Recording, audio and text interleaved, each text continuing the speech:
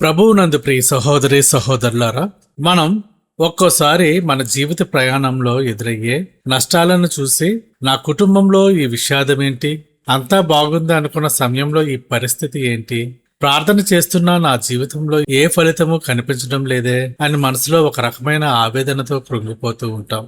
లోక సంబంధమైన ఐశ్వర్యం ఉన్నా మనసులో ఏదో వెలితి, అది మనల్ని నిశ్శబ్దంగా లోపల వేదనకు గురిచేస్తుంటుంది. కానీ ఈరోజు దేవుడు తన వాక్యం ద్వారా మీతో ఒక అత్యంత కీలకమైన సత్యాన్ని మాట్లాడబోతున్నాడు. ఈ నిమిషం మీరు ఏ స్థితిలో ఉన్నా మీ హృదయాన్ని దేవుని వైపు తెరవండి. మీ జీవిత ప్రయాణం ఏ దిశలో వెళ్లాలో దేవుడు ఈరోజు మీతో మాట్లాడబోతున్నాడు. ఆనాడు కల్దీయుల ఊరు అనే విగ్రహారాధన పట్టణంలో ఉన్న అబ్రాము కుటుంబాన్ని దేవుడు ఎలా కదిలించాడో బైబిల్ మనకు వివరిస్తుంది. ఒకవైపు తమ్ముడి మరణం, మరోవైపు భార్య గొడ్రాలితనం, ఇన్ని సమస్యల మధ్య ఉన్న అబ్రామును దేవుడు ఎందుకు ఎంచుకున్నాడు? తెరహు హారానులో ఎందుకు ఆగిపోయాడు? అబ్రాము ప్రయాణం ఎందుకు సాగింది? ఈ విషయాలను ఈ రోజు మనం ధ్యానించబోతున్నాం. గొడ్రాలితనాన్ని గొప్ప జనముగా మార్చి వాగ్దాన భూమి వైపు నడిపించే ఆ పరమ తండ్రి సన్నిధిలోకి నెమ్మదిగా ప్రవేశిద్దాం. ప్రార్థన. మహోన్నతుడైన మా ప్రియ పరలోకపు తండ్రి, మీ పరిశుద్ధ పాదాలకు వందనాలు. దేవా, బాబేలు గోపురం వద్ద మనుషులు చెదిరిపోయిన తర్వాత మీరు అబ్రాహామును ఎలా వేరు చేశారో ఆ గొప్ప మర్మాన్ని మేము ధ్యానించబోతున్నాం. తండ్రి, ఈ రోజు మేము ధ్యానించబోయే ఈ వాక్యాల ద్వారా మా ఆత్మలను దర్శించండి. మీ ఉద్దేశాలను మేము గ్రహించేలా చేయండి. ఈ ధ్యానం వింటున్న ప్రతి బిడ్డ జీవితంలో మీరు ఇచ్చే పరలోకపు నెమ్మదిని కుమ్మరించమని యేసుక్రీస్తు అతి పరిశుద్ధ నామంలో ప్రార్థిస్తున్నాం తండ్రి, ఆమేన్. ప్రియమైన సహోదరి సహోదరుడా, ఈ రోజు మనం ఆదికాండము 11వ అధ్యాయము చివరి భాగాన్ని ధ్యానిస్తున్నాము. ఇప్పటి వరకు మనం వంశావళిని చూసాము. కానీ ఇప్పుడు విగ్రహారాధనతో నిండిన కల్దీయుల ఊరు అనే పట్టణంలో ఉన్న ఒక సామాన్య కుటుంబం నుండి విశ్వాసుల తండ్రి అయిన అబ్రహాము ప్రయాణం ఎలా మొదలైందో ఇక్కడ మనం చూడబోతున్నాము. ఇది ఒక ఊరు నుండి ఇంకొక ఊరు వెళ్లడం మాత్రమే కాదు, ఇది అపనమ్మకం నుండి విశ్వాసం వైపుకు, లోకం నుండి దేవుని వైపుకు సాగే ప్రయాణం. ఈ రోజు మనం 27వ వచనం నుండి 32వ వచనం వరకు ఉన్న దేవుని మర్మాలను ధ్యానిద్దాం. తెరహు వంశావళి ఇది. తెరహు అబ్రహామును, నాహోరును, హారానును కనెను. హారాను లోతును కనెను. హారాను తాను పుట్టిన దేశమందలి కల్దీయుల ఊరని పట్టణంలో తన తండ్రి అయిన తెరహు కంటే ముందుగా మృతి పొందెను. ఇక్కడ మనం చూసినట్లయితే తెరహుకు 3 కుమారులు. వారిలో ఒకడైన హారాను యవ్వనంలోనే చనిపోయాడు. వారు పుట్టిన కల్దీయుల ఊరు అప్పట్లో ఎంతో సంపన్నమైన పట్టణం, కానీ అది విగ్రహారాధనకు కేంద్రం. ఆ పట్టణంలో వారికి ఆస్తి ఉంది, కానీ ఆత్మీయ నెమ్మది లేదు.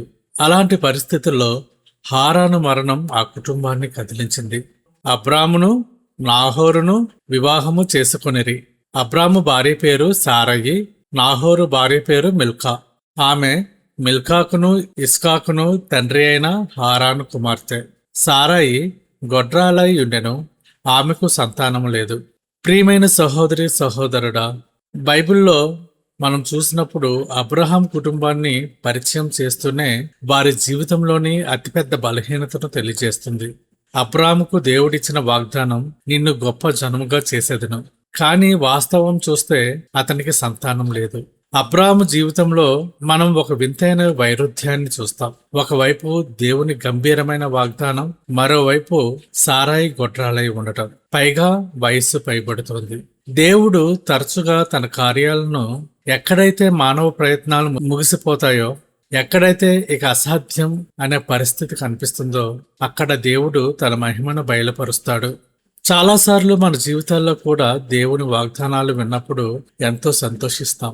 కానీ మన పరిస్థితులను చూసినప్పుడు అవి నెరవేరడం అసాధ్యం అనిపిస్తుంది. కానీ విశ్వాసం అంటే ఏంటో తెలుసా? మన పరిస్థితులను బట్టి దేవుడు వాగ్దానాన్ని తక్కువ చేయకుండా, దేవుని వాగ్దానాన్ని బట్టి మన పరిస్థితులు మారుతాయని నమ్మడం. అబ్రాము తన భార్య గొడ్రాలని తెలిసిన దేవుని నమ్మాడు. మీ జీవితంలో కూడా సంతానం లేకనో, ఉద్యోగం లేకనో, లేదా జీవితంలో ఏ ఎదుగుదల లేక గొడ్రాలితనం వంటి పరిస్థితిలో ఉన్నారా? అధైర్యపడవద్దు. అబ్రాహామును గొప్ప జనముగా మార్చిన దేవుడు మీరు ఏ విషయంలోనైతే కుదువ కలిగి ఉన్నారో ఆ విషయంలోనే దేవుడు మిమ్మల్ని ఆశ్చర్యకరంగా ఆశీర్వదించబోతున్నాడు. మీ కొరతను చూసి నిరాశపడకండి. దేవుడు మీ ద్వారా ఒక గొప్ప చరిత్రను రాయబోతున్నాడు. తెరహు తన కుమారుడగు అబ్రామును, తన కుమారుడు అనగా హారాను కుమారుడగు లోతును, తన కుమారుడగు అబ్రాము భార్య అయిన సారయి అను తన కోడలిని తీసుకుని కనానుకు వెళ్ళుటకు కల్దీల ఊరను పట్టణంలో నుండి వారితో కూడా బయలుదేరి హారాను మట్టుకు వచ్చి అక్కడ నివసించిరి. తెరహు బ్రతికిన దినములు 205 తెరహు హారానులో మృతి పొందెను. తెరహు తన కుటుంబాన్ని తీసుకుని కనాను వెళ్లాలని బయలుదేరాడు. కాని అతను కనాను వరకు వెళ్ళలేదు. దారిలో ఉన్న హారానులోనే ఆగిపోయాడు. అక్కడ కొంతకాలం నివసించి అక్కడే చనిపోయాడు. తెరాహు ప్రయాణం సగంలోనే ఆగిపోయింది. దేవుని పిలుపు అబ్రాముకు ఉంది, కానీ తెరహు ఆ ప్రయాణాన్ని అసంపూర్తిగా ముగించాడు. హారాను అంటే ఏమిటో తెలుసా? అది కనానుకు వెళ్లే మార్గంలో ఉన్న ఒక వ్యాపార కేంద్రం. అది సౌకర్యవంతంగా ఉంది, సురక్షితంగా ఉంది. చాలా మంది క్రైస్తవుల జీవితాల్లో కూడా ఇదే జరుగుతుంది. మనం పాపాన్ని విడిచిపెడతాము, ప్రయాణం ప్రారంభిస్తాము. కానీ వాగ్దాన భూమికి చేరకముందే మధ్యలో ఉన్న హారాను వంటి లోకపు సౌకర్యాలకు అలవాటు పడి అక్కడే ఆగిపోతాము. మీరు కూడా ఈరోజు మీ ఆత్మీయ ప్రయాణంలో ఎక్కడైనా ఆగిపోతున్నారా? దేవుడు మీకు చూపించిన దర్శనం ఇంకా నెరవేరక ముందే లోకపు సుఖాలతో తృప్తి పడుతున్నారా? ఇంతటితో చాలు, ఇక్కడ సౌకర్యంగా ఉంది అని లోకంతో రాజీ పడుతున్నారా? దేవుడు మిమ్మల్ని పిలిచింది కనానుకు, హారానుకు కాదు. తెరహు తన తండ్రిని కోల్పోయాడు, కొడుకును కోల్పోయాడు, చివరికి తాను కూడా దారిలో చనిపోయాడు. కానీ అబ్రాము మాత్రం ఎక్కడా ఆగలేదు. ఈ రోజు మనం ధ్యానించిన ఈ మాటలు చూస్తే తెరహు కుటుంబం ఎన్నో కష్టాల మధ్య ప్రయాణం మొదలుపెట్టింది. జీవితం అంతా సమస్యలే. కుటుంబంలో ఒకరి తర్వాత ఒకరికి ఇబ్బందులు పడుతున్నారు. అబ్రాము తన తమ్ముడిని కోల్పోయాడు, తన భార్యకు సంతానం లేదు, తన ఊరిని వదిలి వచ్చాడు. కానీ అతను దేవుని వాగ్దానాన్ని నమ్మాడు. ప్రియమైన సహోదరి సహోదరులారా, మీరు మీ పరిస్థితిని చూసి భయపడుతున్నారా? షారాయికి సంతానం లేదని లోకం విక్కిరించి ఉండవచ్చు, కానీ దేవుడు ఆమెను జనములకు తల్లిగా మార్చాడు. మీ బలహీనతే దేవుని బలమును చూపించే చోటు. మీరు ఏమీ లేని స్థితిలో ఉన్నప్పుడే దేవుడు మిమ్మల్ని గొప్పగా హెచ్చిస్తాడు. తెరహు హారానులో ఆగిపోయాడు. చాలా మంది ప్రార్థన మొదలు పెడతారు, కానీ సమాధానం రాకముందే ఆపేస్తారు. ఇంతకంటే నేను చెయ్యలేను అని ఆగిపోతున్నారా? అబ్రాము వలె మీరు ముందుకు సాగిపోండి. ఈ రోజే ఒక నిర్ణయం తీసుకోండి. ప్రార్థన. మహోన్నతుడైన మా ప్రియ పరలోకపు తండ్రి, మీ పరిశుద్ధ పాదాలకు వందనాలు. మీరు మా వంటి అల్పులను ప్రేమించి మీ రెక్కల చాటున మమ్మల్ని భద్రపరుస్తున్నందుకు స్తోత్రములు. తండ్రి, మీ పరిశుద్ధ సన్నిధిలో మా అతిక్రమములను ఒప్పుకుంటున్నాము. తెలిసి తెలియక మేము చేసిన ప్రతి పాపమును, మీ వాక్యానికి విరోధంగా మేము నడిచిన ప్రతి అడుగును క్షమించమని వేడుకుంటున్నాము. ఈ సమయంలో ఈ ప్రార్థనలో ఏకీభవిస్తున్న ప్రతి బిడ్డ యొక్క వ్యక్తిగత అవసరాలను మీ పాదాల చెంత ఉంచుతున్నాము. ఎవరైతే దీర్ఘకాలిక వ్యాధులతో బాధపడుతున్నారో వారికి మీ గాయపడిన హస్తాలతో తాకి సంపూర్ణ స్వస్థతను దయచేయండి. అప్పుల బాధలో ఉండి నిద్రలేని రాత్రులు గడుపుతున్న వారికి ఆర్థిక ఇబ్బందులను తొలగించి ఉన్నతమైన స్థితికి నడిపించండి.